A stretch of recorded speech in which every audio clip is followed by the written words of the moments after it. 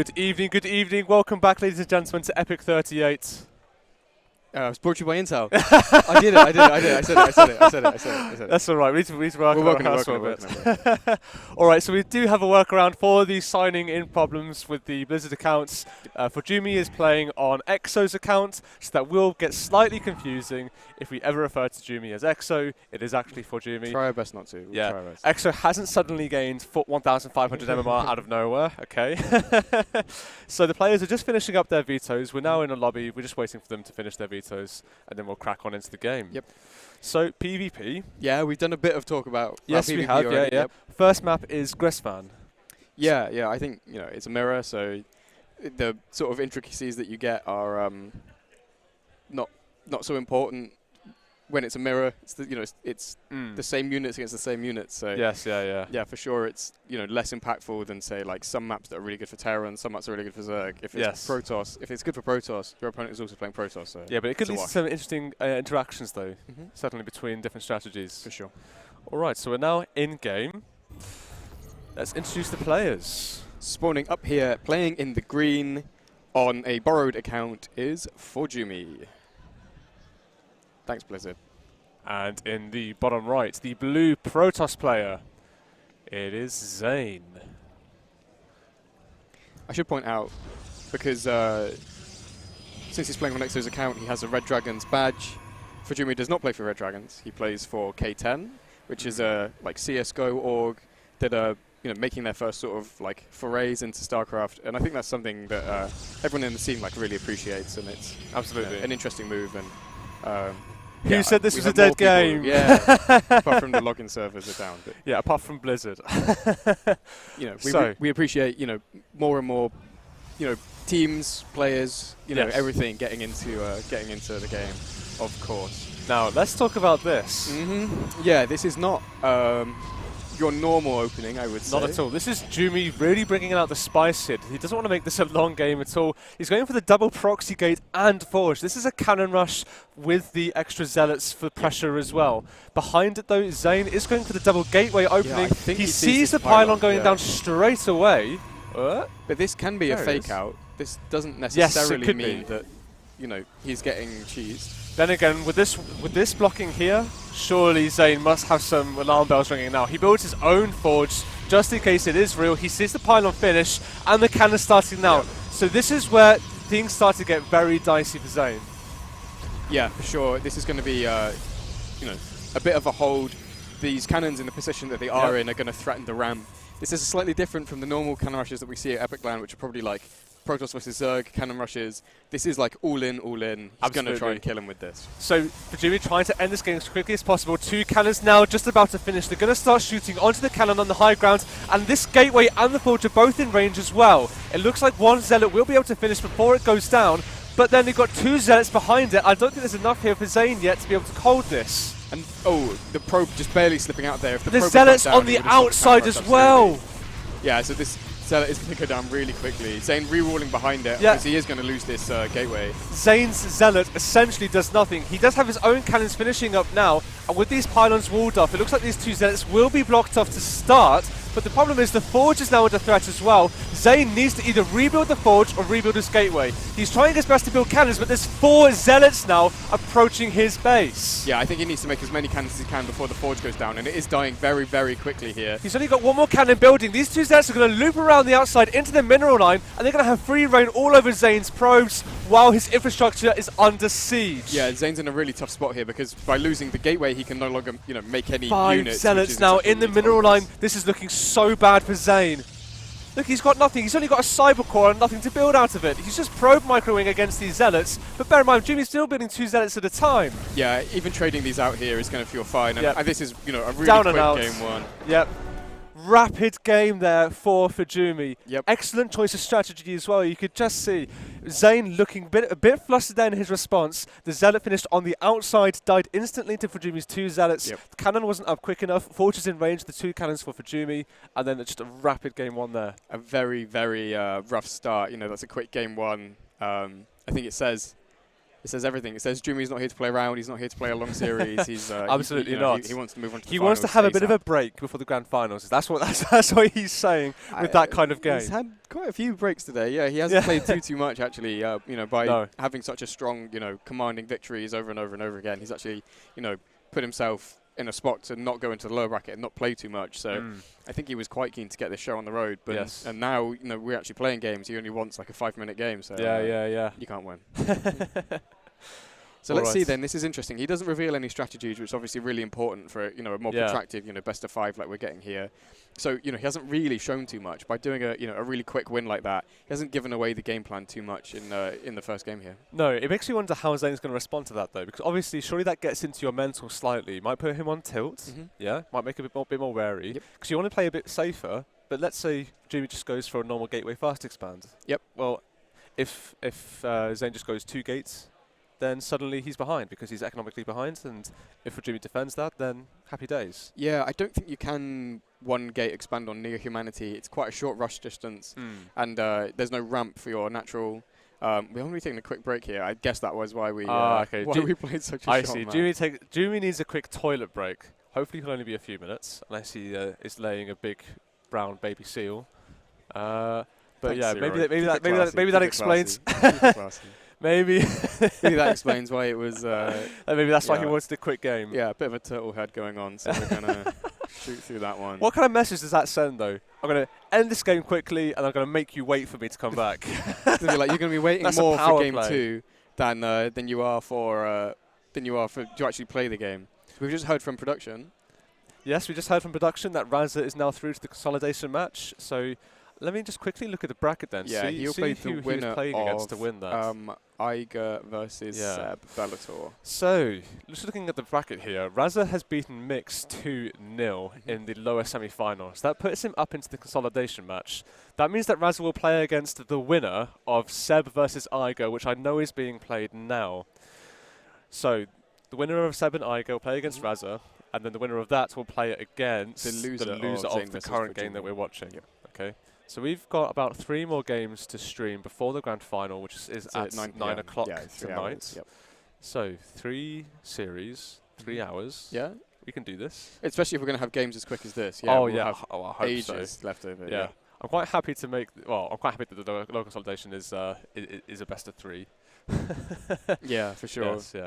Yes, so that final match, which is going to be the loser of Zain versus ForJumy versus the winner of Raza versus the winner of Bellator versus Iger. Yeah, we're getting there. Long way around. The end of the tournament is nearly here. We need one of those whiteboards to show, so we can draw and make a diagram and show everything. Yeah. All right, so we're now in game. Loading into Neo Humanity. There we are. Spawning. I'm going to do the longest intro. Spawning in the top left, in the green. Down 0-1 in this series so far is Zain.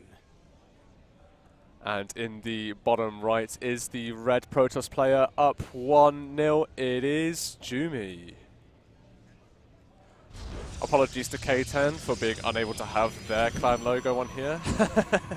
That's why we're going to do like vocal plugs and like get it out there as much as we can. K10. Yeah. So they're a big CS:GO org, so they're big Epic Land guys. So that's why they're also a very loud CS:GO team.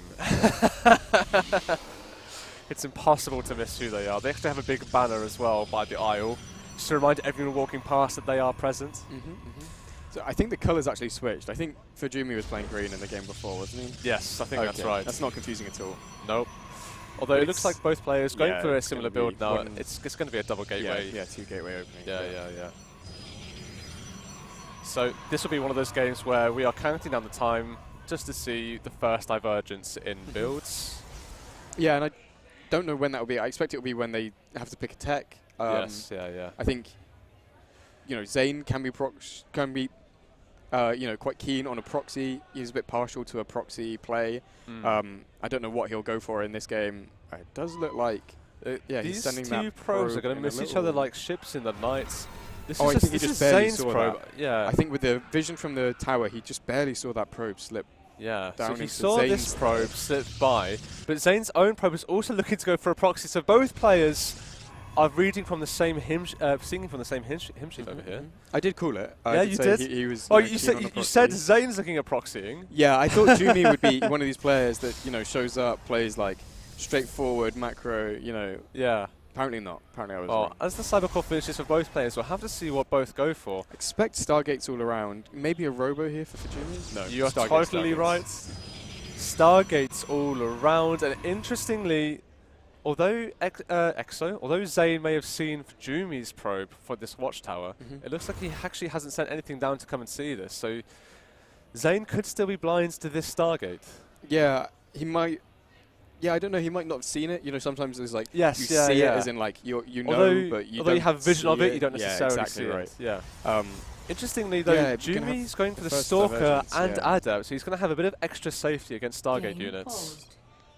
Both players. I think we're going to have to be very lenient with the pauses in this sort of thing, where the problems with hotkeys, problem with sound, problem with settings. Yes, yeah. I'm not at all surprised. That Stalker's not trapped. Okay, good. No, it's not. No. Jumy's way too good for that.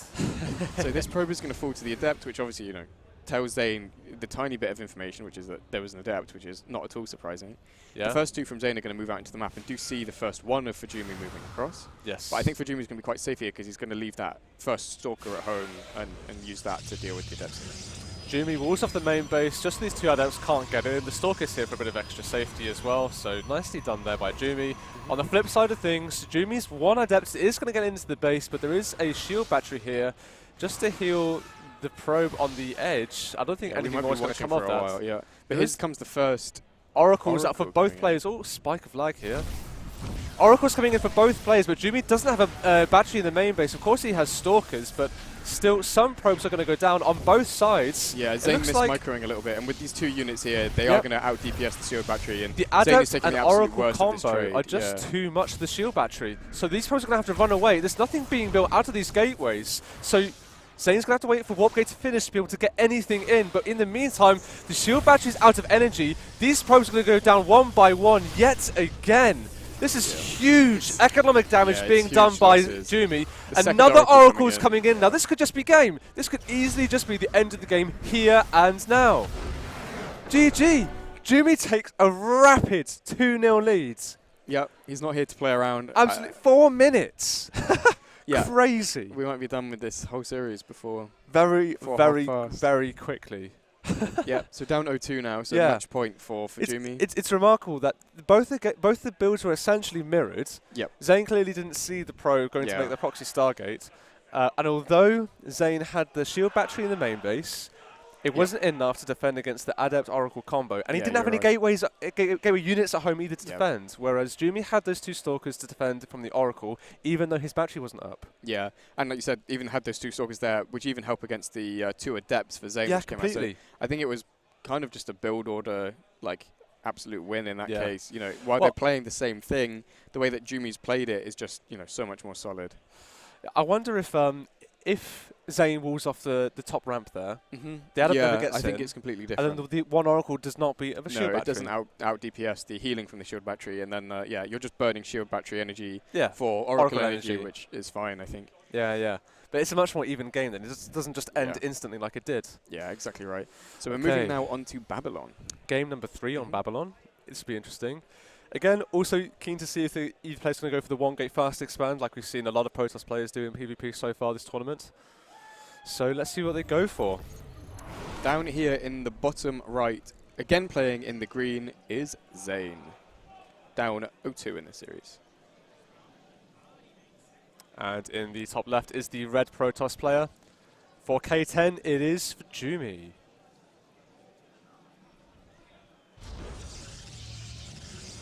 So I think Zain has to make a bit of a move here. I think he needs to try something a little bit out of the ordinary, a little bit, I don't know, cheesy, aggressive, something. Yeah, just something a bit weird.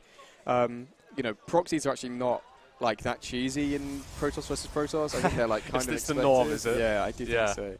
Well, it looks like Zain is going to go for that one gate fast expand that I mentioned earlier, but Jumy, he looks like with this sort of setup, he's going to go for that 2 gates yet again. Yeah. I wonder if he's also going to proxy a Stargate again as well. Or go for a proxy robo, maybe. Yeah, I've said it a few times. Where if it ain't broke, don't fix it. So he may, just keep going for that, and if he's happy to keep playing the same style, as long as he keeps winning with it, I think that's okay. It also doesn't give too many of his strategies away because we still don't know who's going to advance from the lower bracket. Yeah. I mean, clearly Jimmy looks very comfortable in this series so far, so it would not surprise me at all just to see him try to keep the momentum up, keep the pressure on Zain with the mind games, and go for another proxy. Yeah. There's the second gateway for ForJumy. Although Zain does see this instantly with his own probe scouts.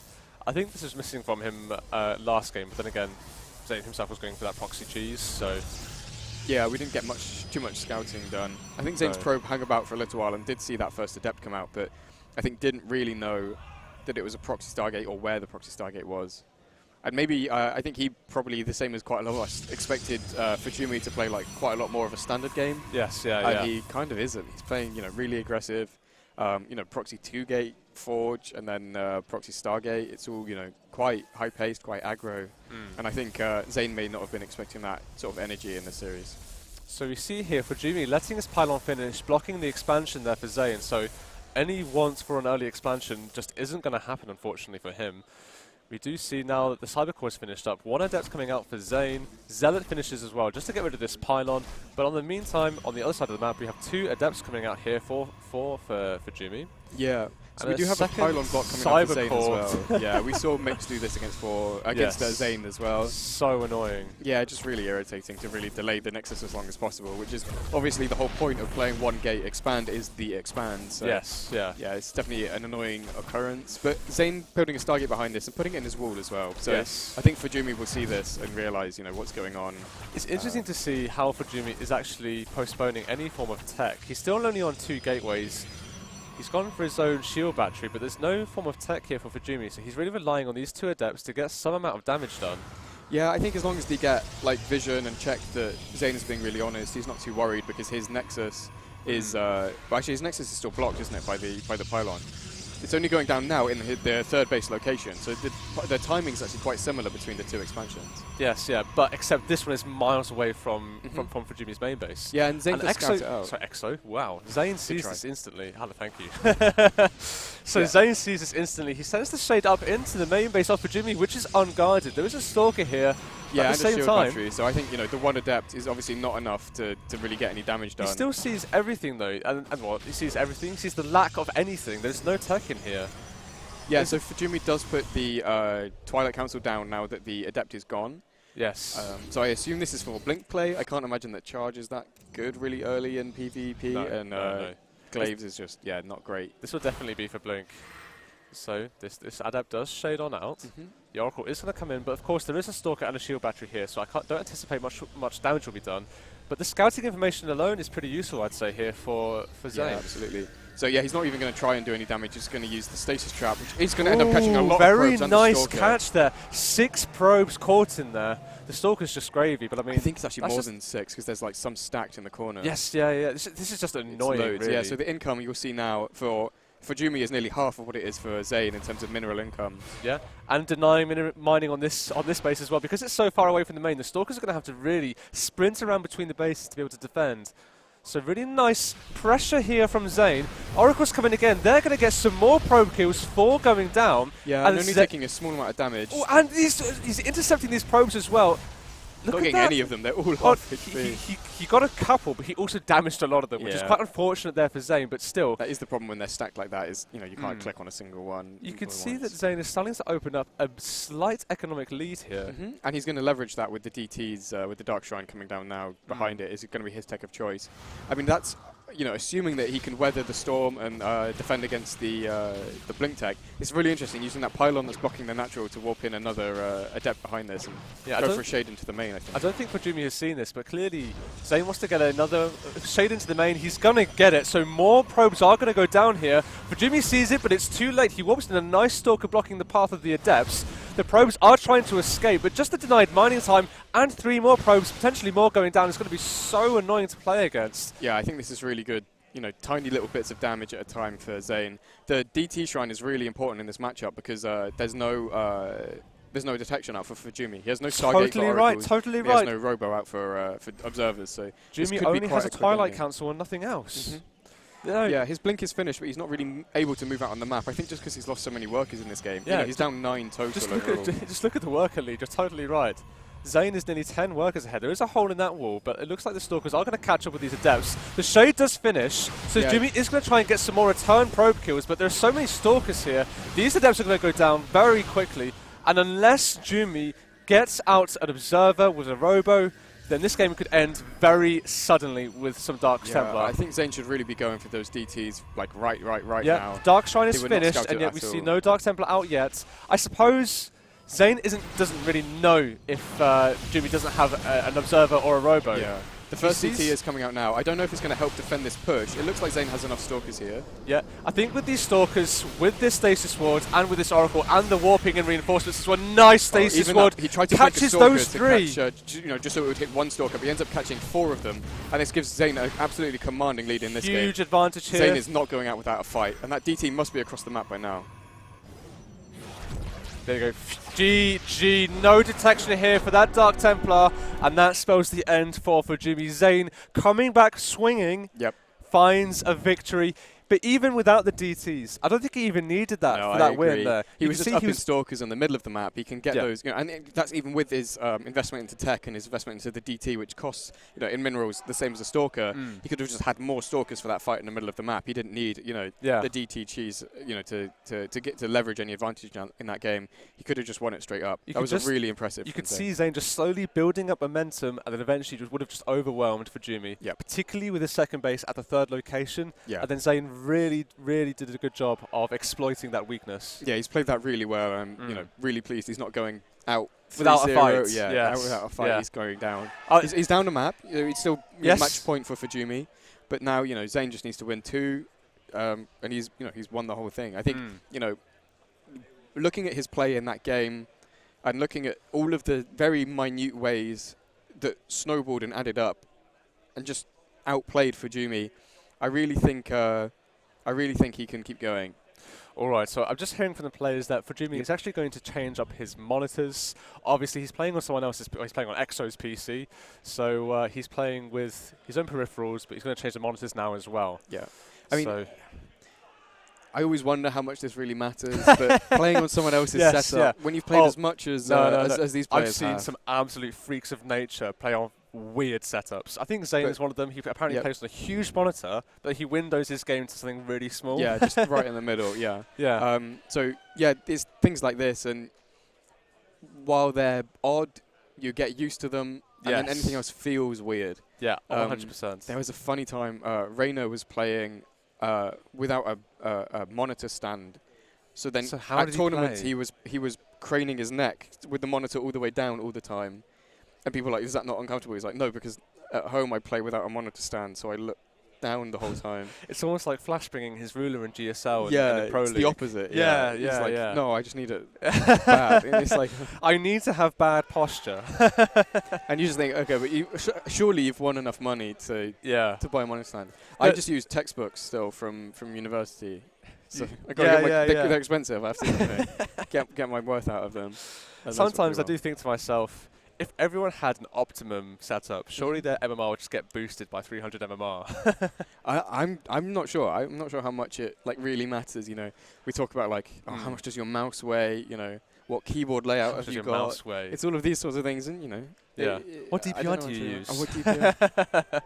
What's your mouse acceleration in the front? Are you 60? Do you 64? It's like these things are so minimal, and while they're minimal, you do definitely adapt to them, and they become part of the way you play. You need to be able to play things like the monitor. Things like the monitor matter a lot. Particularly in this type of environment as well, when you're away from home, people either side of you, people behind you watching over your shoulder as well. You want to make sure that you're nice, relaxed, comfortable with a familiar setup. So I can understand Jimmy wanted to change the monitors there. Yeah. Obviously, with Zain swinging back at him, he may be feeling slightly more under the pressure. He might think to himself, actually, I can't just roll over Zain.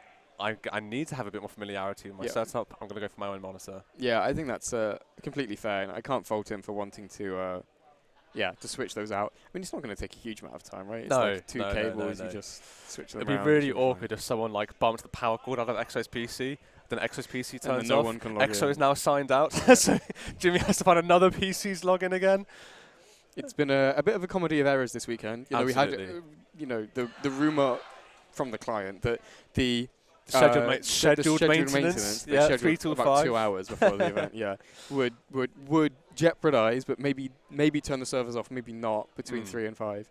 Ended up not turning the servers off, so some people just played all the way through and it was fine. But yeah, and like you're saying now with the problem with the logins, although, you know, affecting some people but apparently not affecting others, it's all very odd. Yeah. So for a bit of reference there, it looks like Risky has actually been able to sign in, and so if he's been able to sign in, I'd imagine some of the other players will be able to as well.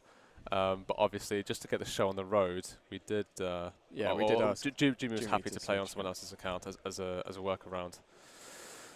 Okay, so we're just waiting for Jimmy to once again join the lobby, and once he does, we'll be right on it, ready to rock and roll. Yeah, it's interesting. These people often use like smaller monitors. You know, what monitors are getting bigger and ultra wide and curved. Yeah, but for certain games, you want a smaller monitor. Yeah. It's because all the information is right there in front of you. Yep. You don't want to be able to move your head around to look for the information you need. It's right there where you need it when you need it. Yep. I think it was it yourself? You were talking about someone from one of the sponsors, Special Effects. There was a guy who was legally blind trying to play Starcraft. Yep. So uses a screen capture to make the minimap bigger, so that you can actually see what's going on. And you know, maybe if Zain did that, he would have caught the probe in game 1. I don't know. You never know. And you know, obviously that shouldn't be the thing that affects your play, right? You know, it's reasonable to make adjustments so that you're getting all the information that everybody else gets when they play the game. I think that makes a lot of sense. We do have ForJumy joining the lobby, so we should be hopping into Ancient System pretty soon. So ForJumy has now joined the lobby, so I'm going to go out on a limb and assume that means that he is now ready. But Zain is asking for a second. Zain's also switching monitors. Zain needs another toilet break. What can you do? Zain is now signed out, and he can't log back in again. We're touching wood, don't jinx it. These the real wood tables, by the way. Yeah, they're no lovely. expense spared at Epic Land. Is it mahogany? It's more like school desk, ex-school desk. Oh, I think there's about 5 different pieces of chewing gum under there. Okay, we are going to be heading into the game. But yes, as you say, Epic Land brought to you by Intel. please do come. It's an amazing time. Yeah. Thank you for the Intel right up there. There it is. No, it's really a great time, and you know, everyone comes down, and it's been really interesting to me to be surrounded by people that like are so passionate about the same things that I am. Absolutely. We all come around, we talk about strategy, we talk about the games. And it's a really good social. You got to say it. I mean, ultimately, I didn't come here for the tournament really starting from EPIC38 when I was young and I was old enough to realise that I was never going to win Epic Land.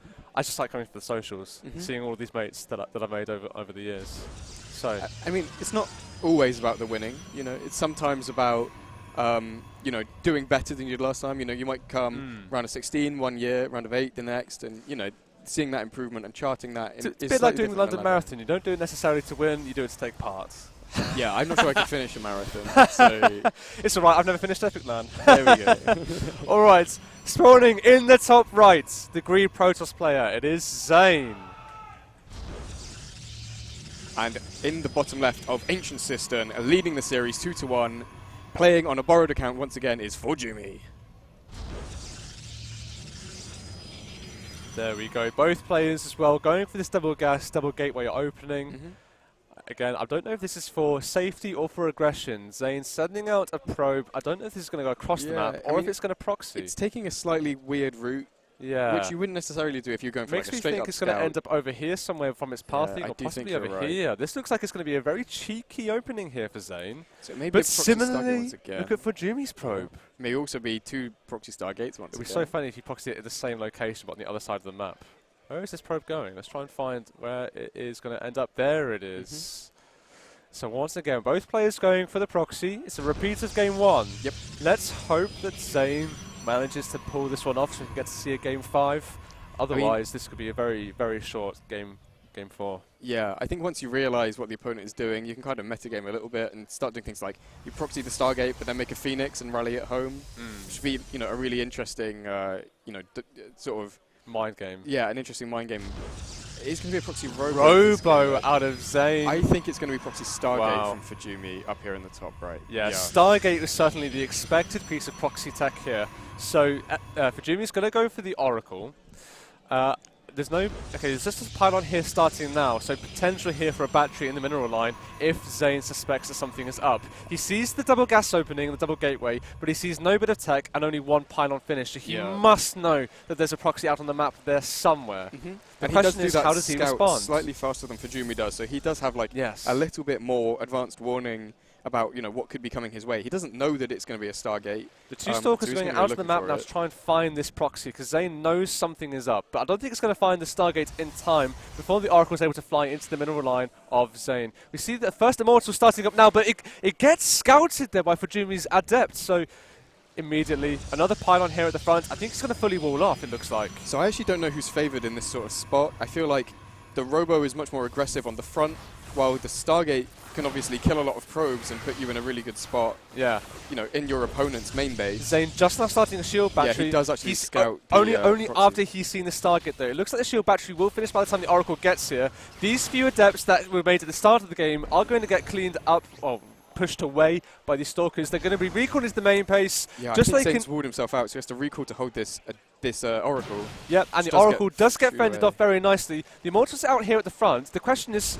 there's only two Stalkers here. I think that Immortal wins that fight. It's just going to chunk them down really quickly. It's going to catch the Adept. That's going to go down. Yeah, Zain's actually waiting for the dropship, the Warp Prism, so that he can micro that Immortal, pick it up and drop it down to try and dodge some of the shots from the Stalker, and obviously then is a bit more safe. He already used the recall, so he doesn't want to lose the Immortal, which is really expensive. I suppose without high ground vision, it would be very dangerous for Zain to push up there with a lone Immortal. Two Oracles are going to go in now, so they can start one-shotting these probes. Misclicks on a Stalker to start, but gets two probes, tags them with the vision spell, and then gets out into the corner. I'm not convinced that this is worth it, since Zain is actually clearing the pylon on that Stargate.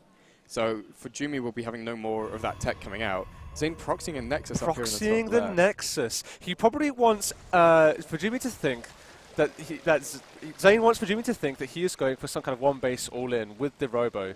But it looks like ForJumy has a lot of gateway units here. He's been powering off of these two gateways for a while now. So he has this reasonably sized army for this stage of the game. He's going to clean up a Sentry and a Stalker before unpowering this Robo. So nice pick here for ForJumy. Yeah, and he's going to clear up this Robotech. But I wonder what ForJumy thinks when he realizes that Robo wasn't making anything. He must then know it's not very all-in. Yeah, but he recalls his units just so he can defend against this frontal push. But I think Zain only wanted to do this to buy himself some time so that that small gateway army doesn't appear at the front of his base. Yeah, it's going to be Blink Tech coming up for ForJumy next.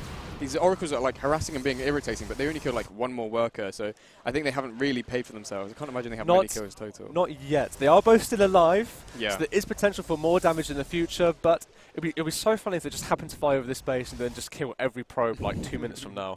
I mean, it's actually a possibility, players just rally their units around the map so exactly. that they're where they want them to be, when they want them to be there, so again, this sort of thing is completely possible. Look at it, this is exactly why Zain proxy the Nexus. It's because ForJumy has vision of of Zain's natural. Yep.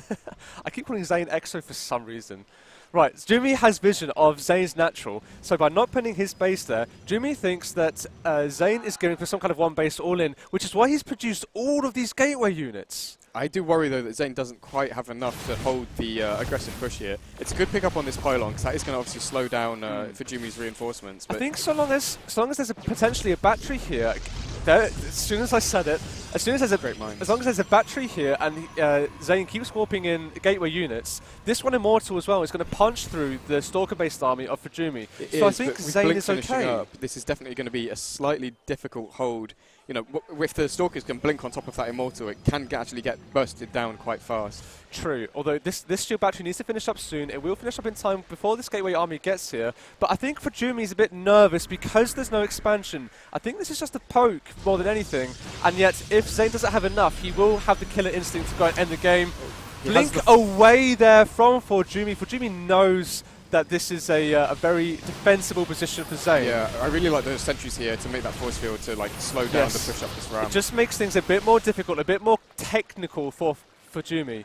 Yeah, also, you know, just buys him time while he can get his own Stalkers out. Nearly losing the power on these 2 gateways, hence, you know, burning so much of that Sentry energy. But obviously, if these 2, I think these are his only 2 gateways, get depowered, he's in a lot of trouble. This is a very annoying angle for ForJumy to attack from. He blinks up into the main base, gets rid of the building pylon. It looks like he's going to try and unpower the gateways. Doesn't want to step on too far forwards, though. The shield battery overcharges, popped, and this Immortal is dishing out that damage, so these Stalkers have to back away. Yeah, and Zain has his own Robo coming up, which I think is the better tech. You know, when we're playing Stalker Immortal, you want Stalker Immortal. But again, this extra economy here is so clutch for Zain. Yeah, it was a really good play, and I think ForJumy will be kicking himself that he didn't think to check for it. I mean, to be fair, he did it against Raza, and now Raza's brother is doing it against him. This is really essentially the reason why Zain is able to pull ahead in the tech and in the army. Yeah, and we do see, you know, a slight lead now. He's up 11 workers, slightly down in army. His own blink is finished as well. And although he's down in army supply, the army quality is just better. These 2 gateways actually get empowered, as does the shield battery. Zain was rebuilding that pylon earlier, but it got sniped, of course, from the blink into the main. But I'm not sure Zain's too worried here because he can start making Immortals out of his Robo. Yes. And the Immortals are actually what you want in Stalker versus Stalker, really. I mean, obviously, pure Immortal isn't, like, the best, but, you know, you're still spending your money fairly well if you're making Immortals behind this.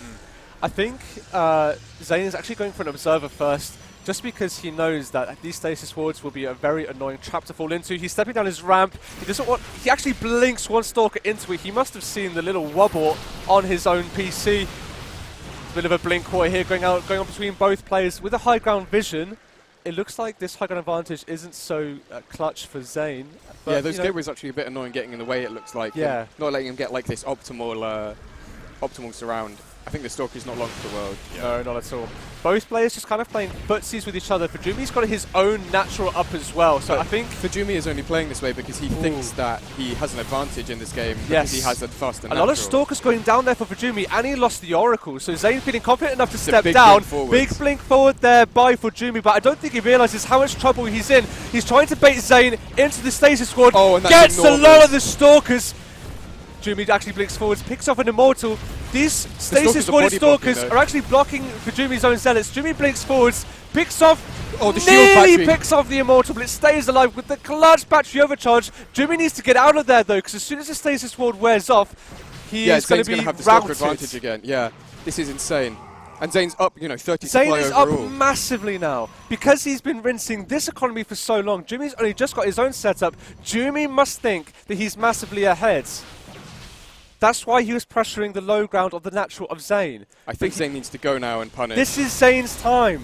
It's because ForJumy hasn't made the most of his second base yet because it's only just finished. The recall from these Stalkers means that the top he left blinks on top of the sentries. He picks off 2 immediately. So really nice picks here for Zain.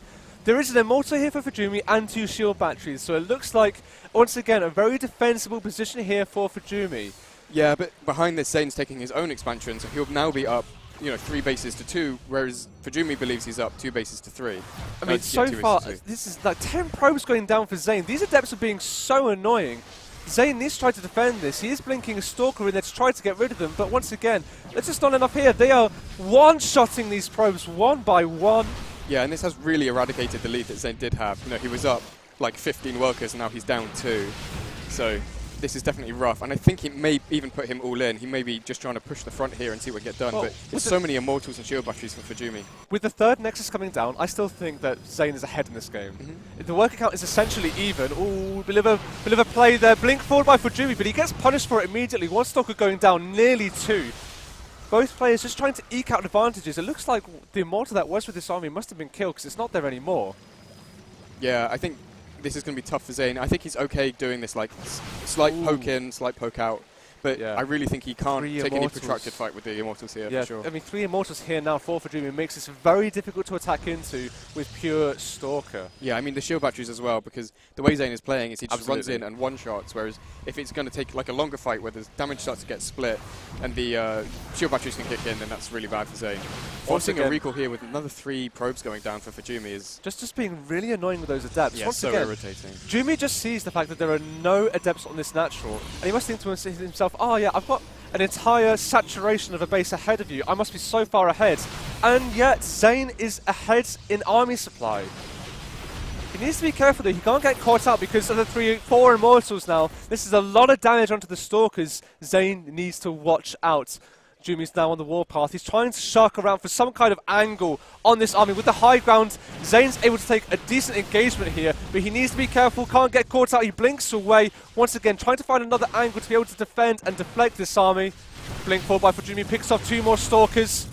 Zain takes one in return on the way out. It's crazy. Zain behind this is taking into Archon and Zealots, which I think is the right call. I think the Archons and Zealots against Immortal Stalker is pretty strong, and his charge just finished up, so I'm hoping he can warp in and defend here. ForJumy's just going to step up and think, how do you have so much army? Yeah, it's always amazing, when you're in situations like this. He's popped the Guardian Shield, he's clearly going to go in. The force fields there, I think those are by Zain, just to stall this attack, but you can just see that Zain actually has a really scary army. Although he's 1 Immortal to 4, just the Archons at the front to tank so much damage, especially with these shield batteries that are finishing up. And they don't take any bonus damage from either the Stalkers or the Immortals, so not at all. They're in a good spot here. This Immortal just getting some tickle damage onto the Archon. Oh, this Immortal dies so instantly, punished there by Zain. Zain's now stepping up. It looks like he actually wants to take this fight. He can't move command through the army though. So many Stalkers going down, and the Archons are now forward. Was that a misclick? Who knows? But the 3 Immortals stand for ForJumy, and it's pure Stalker for Zain. I still don't think Zain is completely out of this. That was a really bad miscontrol. I think, yeah, we might need to investigate what even happened there, but I think Zain is not out of it. He has a huge bank. He just needs to keep warping in and keep absolutely. Zain is still massively ahead in economy. Big blink forward there by ForJumy. He takes out the pylon that was powering these, but there's a backup pylon. But the huge concave by Zain meant this fight ended up being favourable for him. He actually takes out the Warp Prism as well, so no more reinforcement for ForJumy. Once again, I can't help but think that ForJumy must be so confused about this game. I think he must realise there's a hidden base, surely to goodness. There's no way, he just pulled 8 probes, and he's still up in workers. He must realise now, surely. He has no idea. He has no idea. Just look at his vision. He just thinks, oh yeah, I must be economically ahead. But no. He's still not. There's just so much gas for Zain. I'd love to see him make some more Archons and really burn up that bank and just get, a lot of Archons on the map. Oh, he actually picks off the Observer there, it looks like. Yeah, so that's really big just for not giving just ForJumy denying that vision there for ForJumy. So ForJumy, he's trying to make something happen. He's desperate. And yet, look at all this army for Zain. I know it's pure Stalker, but just the size of it is huge. He's just fully saturated this base as well. And he just started +2, whereas ForJumy's Forge only just finished, so he's actually down an upgrade. Zain could probably blink forward, take out the Immortals, and still win that fight. Yeah, I really feel as though only just started this third base, and so look, crazy game. ForJumy's blinking up, trying to make something happen. Zain actually takes out 3 Stalkers, 4 Stalkers out of the base here. ForJumy fighting in the front with these good force fields. He's trying to multi-prong, but there's just so much Stalker here for Zain. Guardian Shield goes up, blink forward by Zain, finally takes out 1 Immortal, 2 Immortal, and the rest of it's going to go down as well. ForJumy's just scratching his head thinking, how is this happening? Well, it must be so perplexing. We've all had it where you're like, I thought I was really ahead. I thought I was winning this game. I knew that he didn't have any bases. ForJumy has nothing left. Units than me. ForJumy has nothing left. All the sentries have gone down. All the Immortals have gone down. And Zain is so far ahead now in supply. Zain's going to even up the game. Yeah, it's 2-2 now. 5, Massive blink forward again. Zain smells blood in the water. All he needs to do is unpower these 2 batteries. I don't know how ForJumy holds on. He steps right up, one-shots the Immortal, starts to blink back, probes are pulled, they're going to go down 1 by 1, and look, there's just nothing here for ForJumy. Yeah, 100%. This is ForJumy is he's just processing this loss. Huge blink forward once again. There's another Immortal, but that's going to go down even through the overcharge on the shield battery. GG is called. Zain, what a game. Yeah, played it so well. I that mean, ninja base was everything. Hidden base. That was the anchor around which Zain was able to pivot this game. Yeah, and it just, doubled the economy and just gave him, therefore twice as many units. And ForJumy was thinking the whole time, like, but I'm containing you on 1 base, so I know that I'm doing better. And it's just not true. He was just getting outmined the entire game. Sorry, ForJumy must be looking back at that replay now thinking, oh, no, there was a ninja base. I mean, it's as soon as you click rewind and there's a F10W. Oh, no. Yeah, you must know. All right. So he'll be looking out for that for game 5, but in the meantime, 2 games apiece. ForJumy being taken to the 5th game in a best of 5 twice now by the 2 Saka brothers. Yep, it's it must be, I guess, worrying to him, shocking to him. You know, he must be, scratching his head a bit and thinking like, so what do I do now? Could you imagine if Zain pulls off the reverse sweep?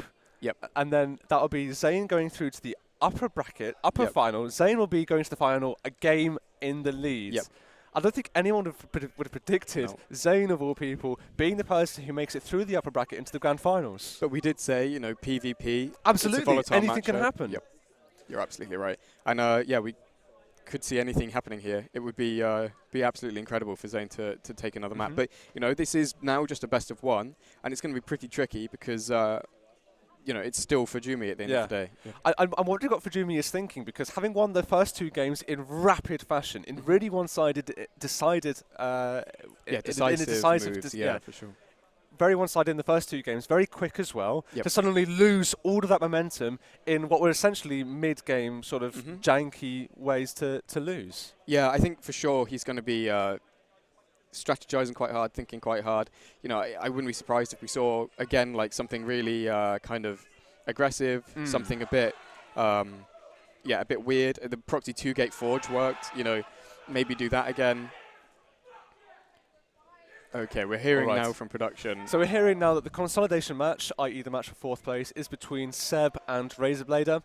It's currently being played. We'll see if we can ask the players to pause that series after this game. Yeah. So after this match between Zain and ForJumy, we will jump straight into Seb versus Raza. Yep.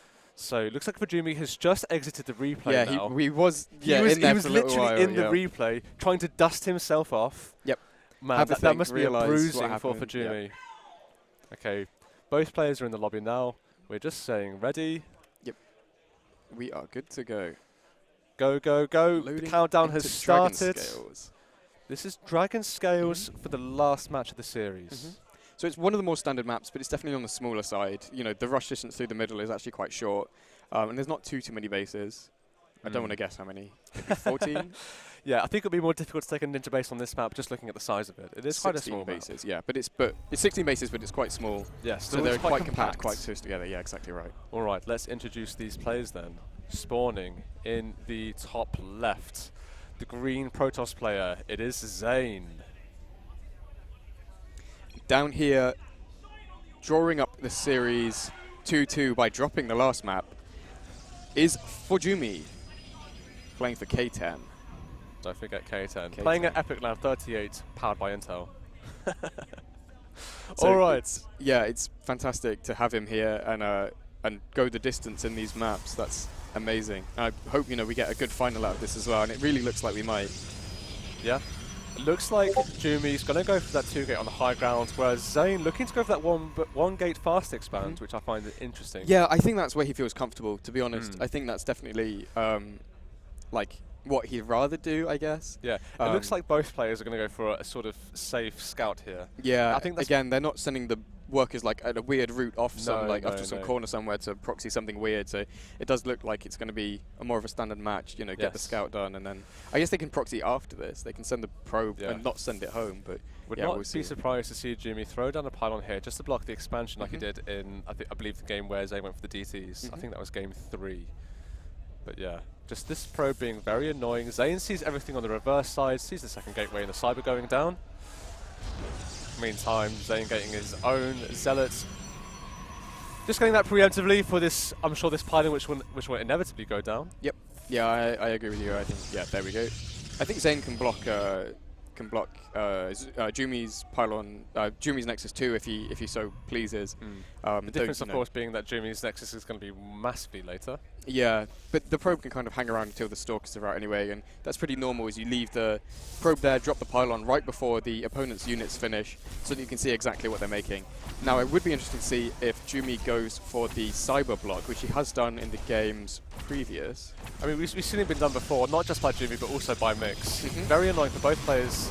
Ooh, interesting. No, actually locks in that probe by cancelling the Stargates. Yeah, but he's mostly just full walling, and I think trying to play really safe there. I don't know if he saw something that tipped him off and made him think that full walling would be like the safer play here, but I think it's the safer play if Jimmy were to go for 2 Adepts to start rather than 2 Stalkers. Being 2 Stalkers, this full wall just doesn't seem as good.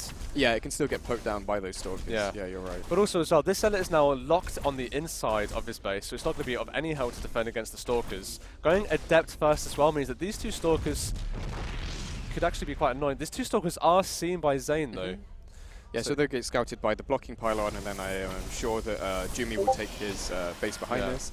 We Oracle first by Oracle Zain. first. Yeah, this is an interesting choice. Obviously, these 2 Stalkers are going to go out across the map. They're going to try to get some damage done. There needs to be something here to defend. 1 Stalker isn't enough. There's the shield battery finally going down. Yeah, I think it's more normal here to build a Void Ray to hold against the Stalkers. About to ask that. I found the Oracle choice interesting. Obviously, Oracle can do some damage, but I think Void Ray does bonus damage against Stalkers. Yeah, exactly right. With that prismatic alignment for the bonus against armored, So the Oracle's going to try and take out 1 Stalker. It won't get the Stalker down before it itself will die, so it has to back away. But it does buy time and save this pylon, which means that Zane's own Stalker will get finished up here. I think a Stalker with a shield battery beats 2 Stalkers. Yes, but it does. That's a good save there by Zain to be able to save that pylon. Yeah, and he does get the Nexus, whereas Zain actually brought the probe back in and blocked for Jumy's own Nexus. So I have to say, looking at this now, looking at this setup, I have to say it's advantage Zain. He gets his second base down. There wasn't really any damage done with those 2 Stalkers that were sent out across the map, despite us questioning the choice to go for Oracle over Void Ray. Second base finally going down for Jumy.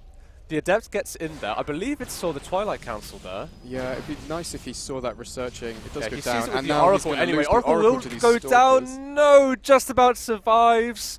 Or barely any HP. Okay. But he has definitely now seen the researching Twilight, which means he knows exactly what's coming up. He also sees multiple Stalkers, so he must be able to infer that's Blink. Yeah, of course, PvP, you'd expect that to be Blink anyway. So he is actually building a Void Ray behind this to be really safe. Yeah, and double a Robo Oracle as well now, though, so he can actually start to one-shot some of these probes. I wonder if he can try to DPS down the Sentry as well. He's going to go onto it. He will get the Sentry. No, he decides to back away with that one very low health Oracle. So I don't think this... This is the weirdest fight I've ever seen. Yeah, I know. It's just a tickle fight, really, isn't it? I think this was a mistake from Zain, and he should have gone for Workers. But behind this... He actually recalls the Oracles, it looks like. You've got 5 Stalkers here, but I don't think... Once again, I don't think this gets beaten by... Sorry, I don't think he can beat Void Ray 2 Stalkers and a shield battery. I expect he'll go... Yeah, I was going to say, go for a... trap here, just so that if the blink comes through, then it's but the blink is finished now, but the blink is going to go up into the main base. Although there's a nice stasis ward at the natural, there's nothing in the main base to defend. We see 6 Stalkers here. Zain sees it finally. He pulls all the probes. He's going to try to defend this by pulling the girls. But look at this, 5 probes going down and counting. Void Ray overcharge going off to try to do more damage. The Void Ray, and he gets it. He 2-shots the Void Ray, and it looks like it's, what, 5 Stalkers against 1 now. He's able to get rid of the entirety of Zain's army. The probes are having to do a lot of work here, but there's so many of them going down. Whatever advantage Zain once had, it's now completely disappeared. Yeah, Zain's in a lot of trouble. Obviously, the Immortal's about to pop out, to be fair now. Ooh, immediately, 1-shots a Stalker. These Stalkers have to get something done. They take out an Oracle, and it's starting to get some of these probes on the natural as well. Zain pushing them out to the outside of his natural. Stasis Ward does not go off. The blink away saves most of the Stalkers. So for 6 Stalkers went in, 4 have come out. On the return side, we've seen a Void Ray go down. We've seen Stalkers go down on behalf of Zain. The most important thing, I think, is the 10 probes going down. Absolutely. Because not only is ForJumy actually equal on base, he's actually getting an even faster third. And Zain's actually full walled still, so he can't even get out to get his own third without killing one of his units here. We see ForJumy just sort of headbutting himself against the natural there. Doesn't get much accomplished. He loses a Stalker for it. We see a pylon out here just swapping in some reinforcements, albeit slowly, but I don't think Zain particularly cares because... ForJumy particularly cares because he has his own third base coming up. There is an Adept now going into the main base, but I think this is more of a scouting thing. Of course, the shield battery there to defend the probes. I don't know if Zain's actually seen the third base. No, he hasn't. So he actually has no idea about the economic situation. He just sees Blink is now finished and there are more gateways down for ForJumy.